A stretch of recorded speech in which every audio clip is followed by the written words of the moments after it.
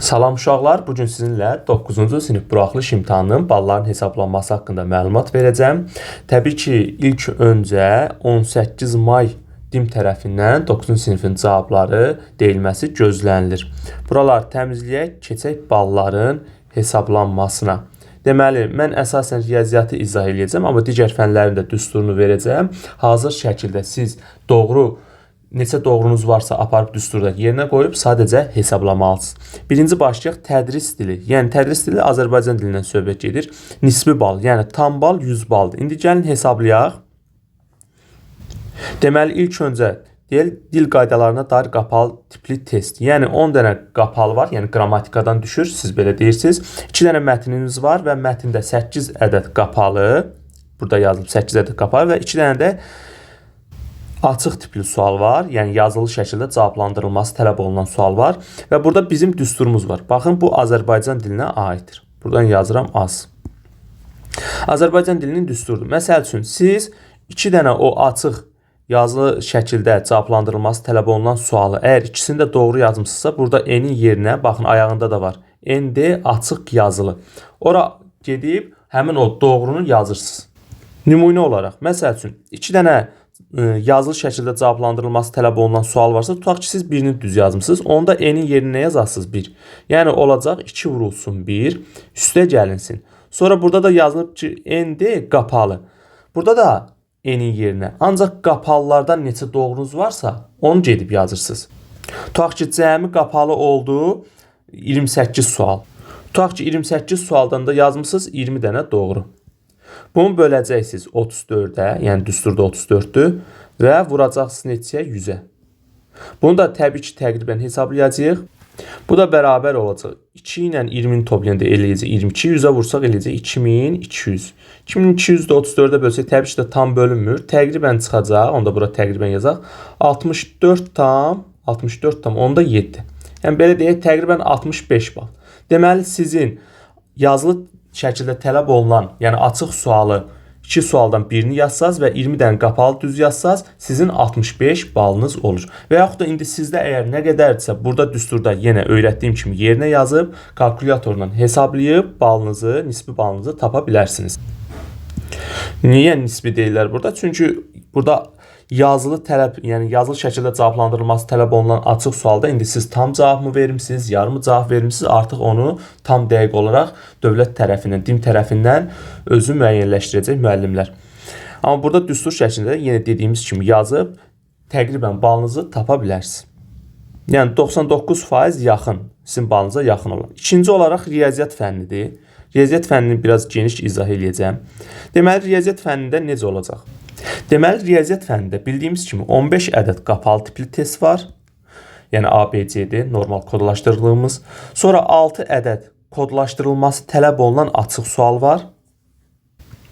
Bir də son 4 sual ətraflı şəkildə yazılması tələb olunan sualdır. Yəni, siz onu ətraflı, izahlı şəkildə yazmalısınız. 78-dən 81-ə qədər idi, səhv etmirəmsə. Yəni, son 4 sual. Deməli, biz burada, bizim düsturumuz, cəmi də bu arada Azərbaycan dilindən 30 tapşırıqdır, riyaziyyatdan 25 və ingilis dilindən də 26 olmalıdır, səhv etmirəmsə. Bəli, 26 tapşırıq var. İndi riyaziyyatdan cəmi 25 sualdan, gəlin görək, tutaq ki, qapalı 15 dənə sualdan siz yazmışsınız, tutaq ki, 13 dənə.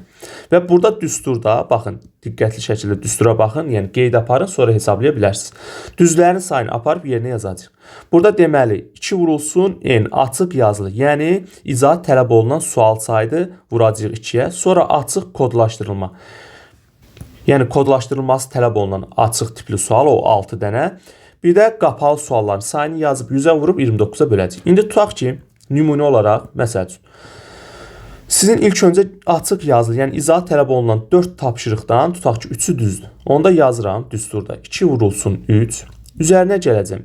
N açıq kodlaşdırma. Yəni kodlaşdırılması tələb olunan açıq tipli sual 6 dənə idi. Bundan da tutaq ki, 4-ü düzdür. Yazıram üstə gəl 4. Üstə gəlsin bir də N qapalı. 15 dənə qapalıdan da tutaq ki, sizin var 12 düzünüz. Bunu vuracam 100-ə, 100. Bir də bölünsün 29-a. Yazıram buradan da 29. Aha. Bunu hesablamalıyım. Bu da bərabər, təbii ki, burada yenə təqribi çıxacaq cavab. Buradan 2-ni 3-ə vuranda 6, 4 ilə toplayanda 10, 12-də bu yenə 22 eləyir. 100-ə vuranda 2200. Bayaqçından yenə eyni oldu. Təsadüfən üst-üstə düşdü. Bunu da böləcəyik bu səfər neçə? 29-a. Bu da bərabərdir. Təqribən düşəcək. Tam bərabər yazmayaq təbii ki. Təqribən 75,8 bal eləyəcək sizdə. 76 bal da demək olar. Deməli siz qapalıdan, izahı tələb olunan sualdan 3-ünü, kodlaşdırılması tələb olunan açıq tipli tapşırıqdan 4-ünü və qapalıdan 12 düzünüz olsa əgər sizin 75 balınız olacaqdır. Yəni burada düstur hazır şəkildə var. Sadəcə siz doğru sual sayını yerinə yazıb hesablamalısınız. Bu da riyaziyyat idi. Keçək ingilis dilinə. Buranı təmizləyək. Deməli ingilis dilində yəni düsturumuz olacaq bu şəkildə. İndi siz təbii ki daha yaxşı bilərsiniz. Deməli ingilis dilində var bir mətin, yəni bir mətnə aid də dinləyib anlamaya aid daha doğrusu bir mətin var və ona aid də 4 tapşırıq var. Bunlardan biri doğru yanlış cavabın seçilməsi tələb olunan sualdır. Sonra 3-ü də qapalı tapşırıq. Sonra mətnə aid 8 tapşırıq var. Yenə biri kodlaşdırılması tələb olunan açıq sualdır və 7-si qapalıdır. Eləcə də leksika və qrammatikaya aid də 13 tapşırıqdır ki, bunun biri kodlaşdırılması tələb olunan açıq sual və 12-si qapalı sual. Bir dənə də sonda essemiz var. Yenə orada essenin sonra doğru yanlış var idi. Ən birinci dinləyib anlamada doğru yanlış cavabın seçilməsi. Sonra onun qiymətini, sonra açıq tipli sual, yəni kodlaşdırılması tələb olunan açıq tipli sualların sayını burada yazırsınız. Təbii ki doğruları yazırsınız. Bir də ümumi qapalı saydan, yəni qapalı sualda neçə düzünüz varsa həmin qiyməti yazıb hesablayırsınız. Deməli burada ilk öncə düsturu biraz yaxınlaşdırım. Essedir. Esse tam olaraq 5 bal verir. Tutaq ki 3 balla hesablasaq. 3 üzərinə gələcəm. Doğru yanlış olan o bir sual var idi. Tutaq ki onu da üzərinə gəlirəm. Üstə gəlsin. Kodlaşdırılması tələb olunan açıq sual.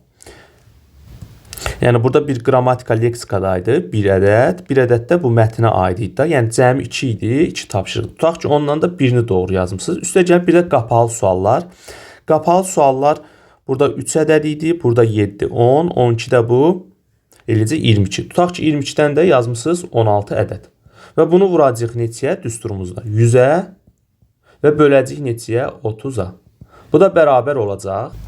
Toplayanda eləyəcək 2100. 100-ə toplayanda 21, 100-ə vuranda 2100, böləndə 30-a düşəcək neçə? Təqribən 70 bal. Yəni dediyimiz kimi bu təqribi baldır. Yəni orada artıq essəyə neçə bal verəcəklər? Tam verəcəklərmi, yoxsa yoxmu? Və yaxud da orada sonra bir sual var idi. Doğru yanlış tələb olunan sual. Burada hamısını orada desin 4 variant var da. Hamısını doğru yazdıqda tam bal verir. Yox, 3-ünü doğru yazdıqda 0,5 bal verir. 2 və 1 doğru yazdıqda artıq sizə bal vermir. Yəni onların hesablanmasından da asılı. Yəni bu yenə dediyimiz kimi təqribi qiymətlərdir. Yəni dediyim kimi mən əsasən riyaziyyatı izah etdim. Digər fənlərdə yenə dediyim kimi sualları tam belə bələd olmadığım üçün burada sadəcə düsturu sizə qeyd edim ki, bu da ingilis dili oldu. Siz özünüz artıq rahatlıqla hesablaya bilərsiniz. Videonu dayandırın, düsturları götürün, doğru variantları, yəni düzgün cavabları, neçə düzgün cavabınız varsa aparıb enin yerinə yazın və nisbi balınızı hesablaya bilərsiniz. Bu da Azərbaycandır. Sağ olun, bugünlük videomuz bu qədər. Ümid edirəm sizin üçün yararlı oldu.